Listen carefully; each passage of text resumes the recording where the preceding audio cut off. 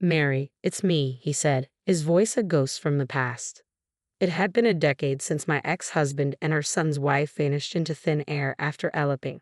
I'd buried thoughts of them deep within, avoiding the pain they left behind. But now, unexpectedly, his voice pierced through the years. I'm going to move into your parents' place. You're still there, aren't you?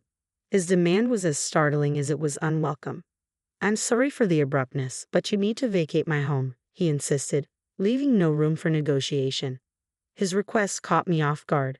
A decade had passed since we last exchanged words, and his sudden reappearance left me bewildered. What could he possibly want now, after all this time? And why was he asking to move into my parents' home with his unfaithful partner? Still bunking with the folks, huh? Any new spouses since we last talked? His inquiry dripped with a mix of curiosity and condescension. Get out of there, pronto. Anger surged within me for the first time in a decade, fueled by his audacity to mock me further. Little did he know, my living arrangements had changed drastically over the years. Sorry, but if you're eyeing my parents' place, you're out of luck, I retorted. Huh? His confusion was palpable, a stark contrast to the rage boiling within me. I made it clear to him that after a decade, my determination had only grown stronger. Mary Kane, 60 years old, and still teaching part-time at a private school, I asserted. Despite being at retirement age, I persisted with my part-time work, albeit with a reduced salary. My admiration for my parents, both esteemed educators, stemmed from cherished memories of my childhood. Their influence fueled my ambition to follow in their footsteps. There was a time when I had a husband, Stephen, but that chapter ended in divorce a decade ago, and now, out of the blue, he resurfaced after all these years of estrangement. Stephen and I first crossed paths in college, back when I was just 21, juggling part-time teaching at a tutoring center with my studies in education. Stephen, a fresh face at the tutoring center, had recently stepped into the role of a part-time teacher. Despite his seniority in years, it fell upon me with my longer tenure to mentor him as directed by the center's director. As I guided him through the ropes, our camaraderie blossomed into a close friendship, which eventually bloomed into something more. 3 years of courtship later, we exchanged vows and welcomed our son, Michael, into the world. With graduation came a full-time teaching position for me, prompting my departure from the tutoring center. Our journey together as a family was just unfolding, filled with promises of a bright future. 25 years flew by, witnessing Michael find love in Sarah, whom he'd met during his studies at a design school in New York. We rejoiced in their union, hopeful for the happiness they would build together as a couple. Then, unexpectedly, Michael returned home, burdened with something he needed to share. Mom, you're still married to Dad, right? His question, though seemingly innocuous, stirred a mix of emotions within me as I welcomed him back, the worry beginning to settle in. I spotted Dad strolling through Brooklyn with Sarah, Michael disclosed. Okay, I replied, my mind racing with disbelief. According to Michael, he caught sight of Sarah and Dad arm in arm last Friday night in Brooklyn's bustling hotel district. Suspicion gripped him, prompting him to tail them discreetly. His surveillance led him to witness them disappear into a hotel. I couldn't wrap my head around it. Despite being in-laws, Stephen and Sarah shared a bond akin to that of a father and daughter.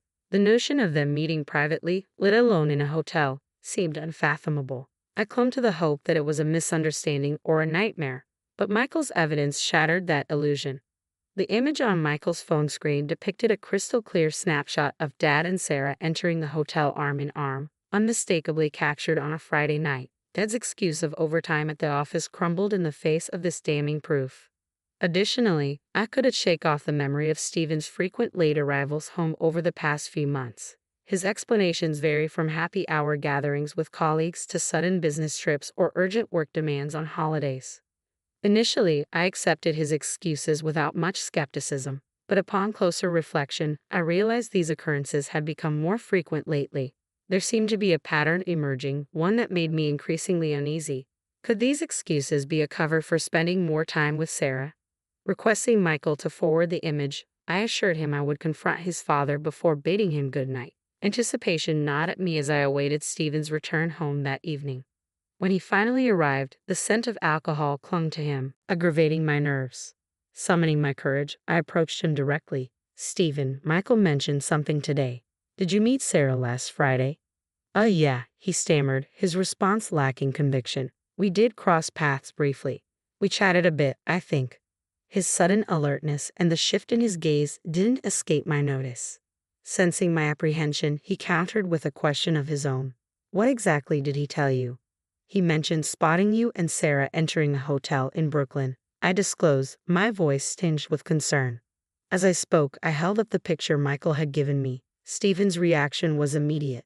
His eyes widened, and he seemed to choke on his words, his gaze darting around as if seeking an escape.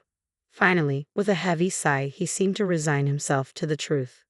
I can't believe Michael caught us, he muttered, his tone a mixture of surprise and resignation. I let myself get carried away. It's unforgivable. My heart sank as his admission sank in. No way, Stephen, I whispered, struggling to comprehend the betrayal. Realizing there was no use in denying it any longer, Stephen began to spill everything. He confessed to starting a relationship with Sarah 6 months prior, swayed by her advances and feelings that now eclipsed those for me. My mind reeled at the revelation. Had their affair begun around the time Michael and Sarah celebrated their 3rd anniversary? Despite my trembling shock, Stephen pressed on with his confession. I want to marry Sarah, Mary. I'm filing for divorce, he declared, his words like a dagger to my already shattered heart. I objected vehemently, my mind spinning with disbelief, but Stephen remained resolute. I can't continue like this. It's over between us. The following day, Stephen failed to return home. His absence was accompanied by a notable absence of his belongings and a finalized divorce decree left on the table. Later, a distraught call from Michael revealed that Sarah had disappeared, taking the divorce papers with her. It seemed she had no intention of coming back. The shock of Stephen and Sarah's sudden elopement left me reeling. That marked the end of my marriage to Stephen a decade ago. After the divorce, we sold our shared home, and I found solace in a new residence closer to my workplace. Initially, the loneliness of my new surroundings weighed heavily on me.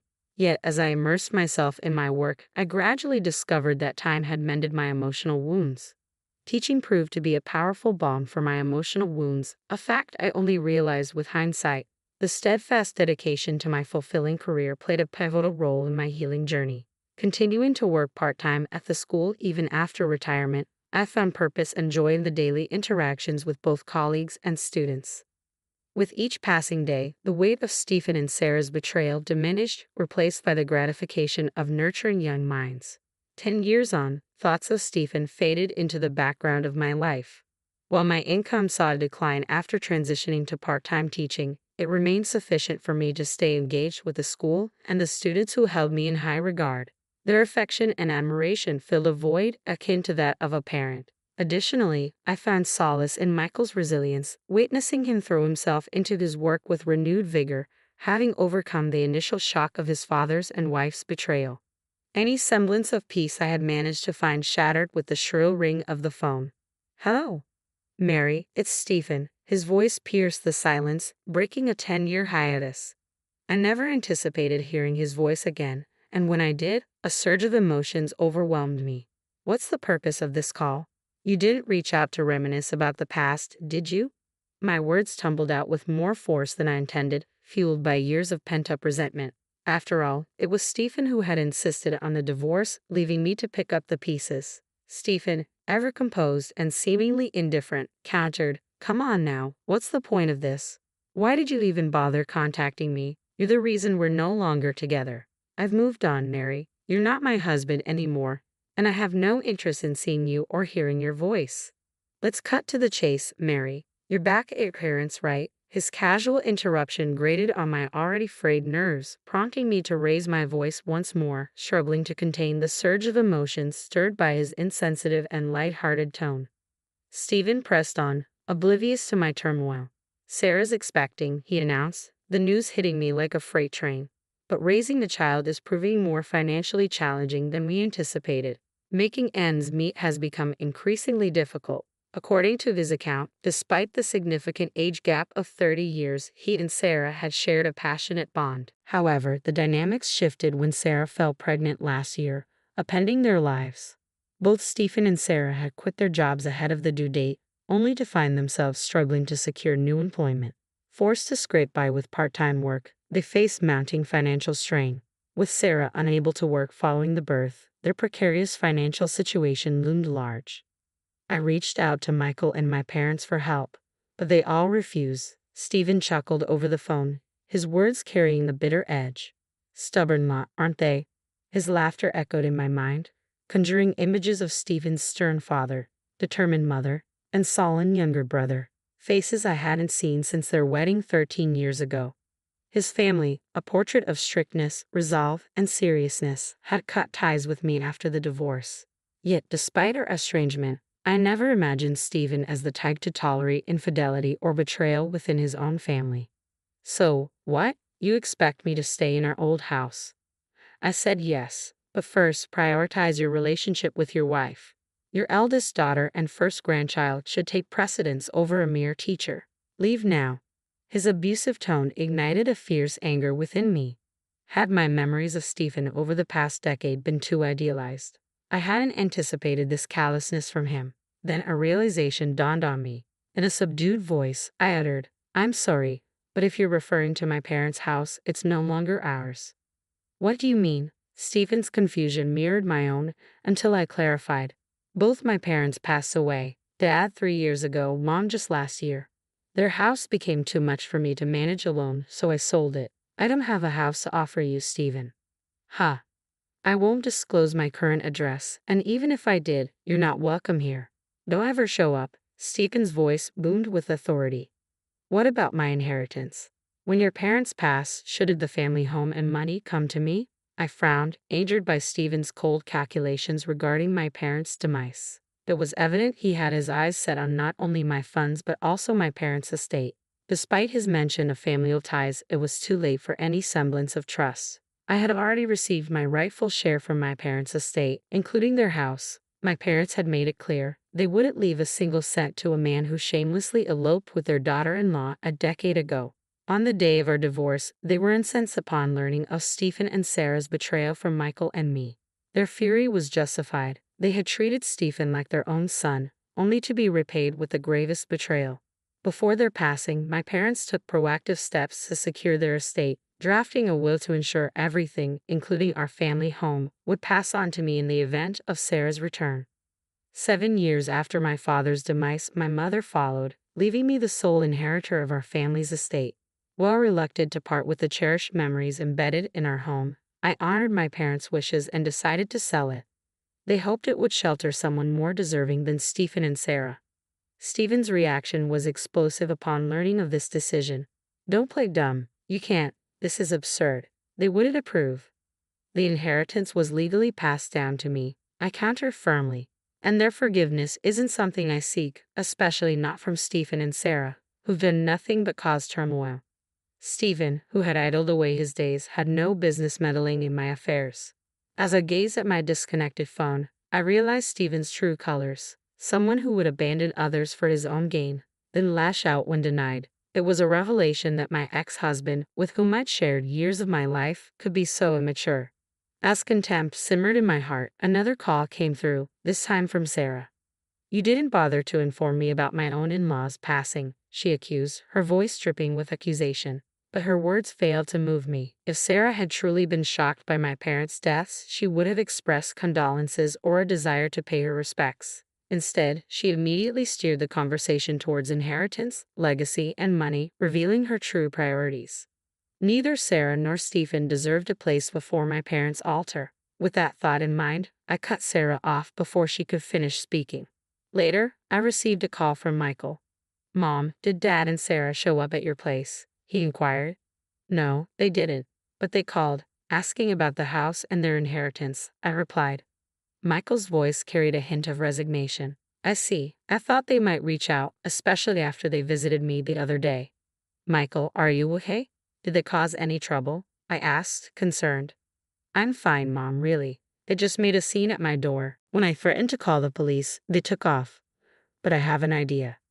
Michael revealed his plan to me, prompting a decision to break the cycle of toxicity between Stephen and Sarah, not just for my own sake, but to safeguard my son as he embarked on a fresh chapter. A few days after putting this plan into action, I received a frantic call from Stephen. "Mary, did you have a hand in this? You're unusually quiet," he blurted out. "Don't play innocent. What's going on?" I demanded. They're on their way to our place, Stephen disclosed. They? Who? I pressed for clarification. Stephen explained that 7 women were en route to their apartment, his unfaithful partners. It appeared he'd been carrying on affairs with 7 other women, in addition to Sarah. Unaware of Stephen's infidelities with 7 other women, Sarah found herself caught off guard by the sudden chaos. As the women erupted in anger, Stephen's frustration grew, directed now at Sarah. The revelation of multiple affairs left me dumbfounded. I knew it was you. How did you uncover my secret? Stephen demanded. I wonder, I retorted, considering I have nothing left after my ex-husband abandoned me for another woman 10 years ago. What? Stephen's shock was palpable. Turning the conversation around, Stephen unleashed a torrent of expletives over the phone, but his outburst failed to faze me in the slightest. As Sarah's distress escalated during our conversation, she hastily packed her belongings, unleashing a heated argument with Stephen, oblivious to my presence on the line. It was a chaotic scene unfolding before my ears, reminding me of the saying, "Things spiral out of control." With a heavy heart, I directed my final words to my ex-husband, though they may have fallen on deaf ears. Farewell, Stephen. Never darken my doorstep or our son's life again. With that, I ended the call. Little did Stephen know, the tumult sparked by the women he had been unfaithful with was the very plan Michael had alluded to. After Stephen and Sarah's tumultuous visit to Michael's home, where they were swiftly turned away, he wasted no time in enlisting the services of a professional detective agency to delve deeper into their affairs. As it turned out, Stephen's infidelity with Sarah had escalated into affairs with 7 other women, 3 of whom were married. Michael promptly relayed this information to me, along with Stephen and Sarah's current address, the very apartment uncovered by the detective agency. With this knowledge in hand, Michael and I coordinated a plan. We informed all 7 women of Stephen and Sarah's whereabouts and directed them to confront the couple simultaneously. The resulting chaos at Stephen and Sarah's apartment grew so intense that law enforcement had to intervene, dispatching police to the scene. Sarah ended her relationship with Stephen, and he found himself facing lawsuits from 3 aggrieved husbands, each demanding alimony payments exceeding 3 figures. Losing Sarah, his home, and his financial stability, Stephen now lives as a homeless individual in a park, struggling to make ends meet. A colleague spotted him seeking assistance at a soup kitchen. Meanwhile, Sarah, facing her own financial burdens, was hit with alimony demands surpassing 3 figures. Forced to borrow money to cover her expenses, she turned to a black market lender, a decision that would soon prove ominous. Shortly after securing the loan, she was forcibly abducted by intimidating individuals in a car, and her whereabouts remain unknown. 10 years have passed, and I've finally reached a final resolution with Stephen. Once again, I've returned to the tranquility of my life. While I remain single, contentment fills me as I immerse myself in the vibrant atmosphere of school. That alone is sufficient for me. In time, Michael found love with a woman who has a child of her own. They are now dating with the intention of marriage. My heart swells with hope that Michael, too, will discover a newfound